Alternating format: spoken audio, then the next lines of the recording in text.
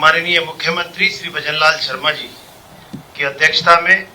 मंत्रिमंडल की बैठक आयोजित की गई, जिसमें प्रदेश के सभी नगरीय क्षेत्रों में सुव्यवस्थित सीवरेज सिस्टम बनाने के लिए सीवरेज एवं अपशिष्ट जल नीति 2016 में संशोधन, राजस्थान कर्मचारी चयन बोर्ड के नए सेवा नियमों में अनुमोदन, विभिन्न विभागों में कार्यरत कार्मिकों को पदोन्नतियों का लाभ देने एवं रिक्त पद भरने के लिए सेवा नियमों में संशोधन सहित कई महत्वपूर्ण फैसले लिए गए हैं। पहला, सीवरेज एवं अपशिष्ट जल नीति 2016 में संशोधन। प्रदूषित जल से होने वाले पर्यावरण प्रदूषण और स्वास्थ्य संबंधी दुष्प्रभावों से बचाव के लिए प्रदेश में सीवरेज एवं अपशिष्ट जल नीति 2016 लागू की गई थी। तब से अब तक अपशिष्ट जल प्रबंधन क्षेत्र में तकनीकी बदलाव एवं नवाचारों को ध्यान में रखते हुए पुराने सीवरेज नेटवर्क के कारण सामने आ रही समस्याओं को देखते हुए इस नीति में संशोधन की महसूस किया गया। राज्य सरकार की मंशा है कि वर्षा के अलावा कोई भी पानी नाली अथवा सड़कों पर नहीं बहे। इन सभी बातों को ध्यान में रखते हुए राज्य सीवरेज एवं अपशिष्ट जल नीति 2016 का संशोधन प्रारूप रुड़सिको द्वारा गठित समिति ने विभिन्न विभागों से प्राप्त सुझावों को समाहित करते हुए तैयार किया गया है। आज मंत्रिमंडल की बैठक में इस संशोधन प्रारूप का अनुमोदन किया गया है। राज्य के सभी नगरीय निकायों में सीवरेज व्यवस्था स्थापित कर उसके प्रभावी उपयोग एवं सर्कुलर इकोनॉमी के सिद्धांत पर कार्य करते हुए सीवरेज संशोधन उपरांत प्राप्त जल, खाद, गैस आदि के पुनः उपयोग से पर्यावरण संरक्षण तथा जल स्वास्थ्य सुरक्षा सुनिश्चित करने के उद्देश्य से यह संशोधन नीति तैयार की गई है। इसके तहत उपचारित जल का कृषि, औद्योगिक, नगरीय एवं प्रयोजनों में पुनः उपयोग, इसका उपयोग करते हुए ऊर्जा एवं अन्य संसाधनों की प्राप्ति तथा दीर्घकालीन संधारण पर विशेष बल दिया गया है।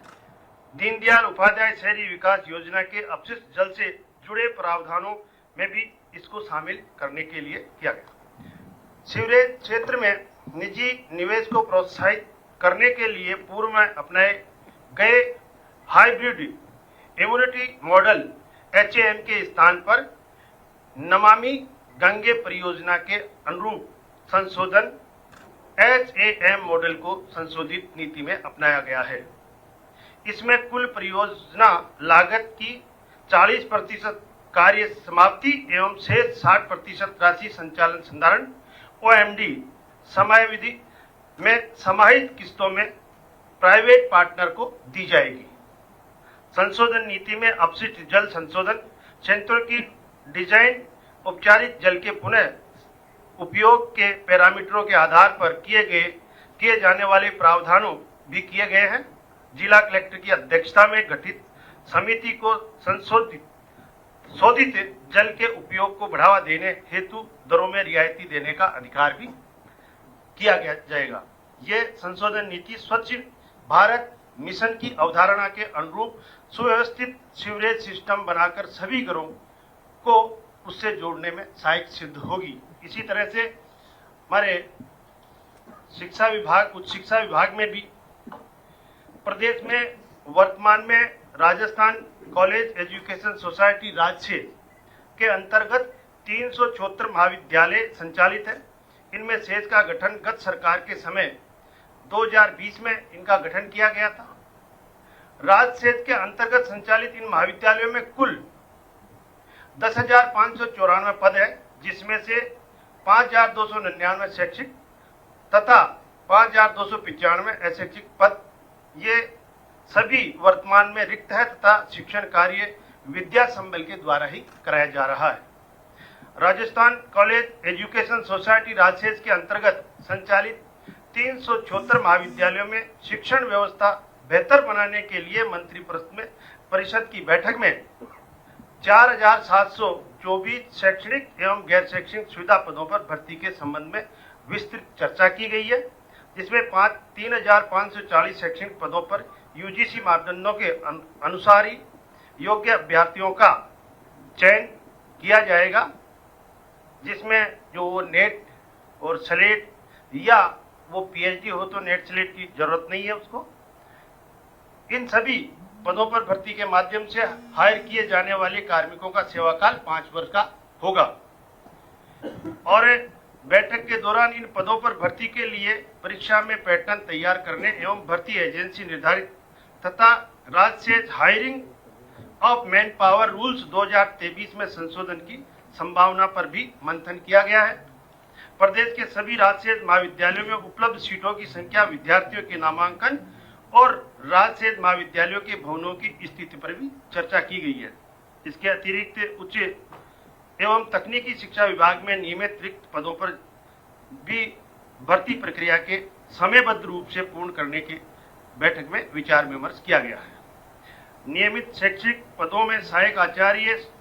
1604 पदों पर अब तक नियुक्ति दी जा चुकी है और 1250 पदों पर शीघ्र ही नियुक्ति दे दी जाएगी। इसके अतिरिक्त 576 सहायक आचार्यों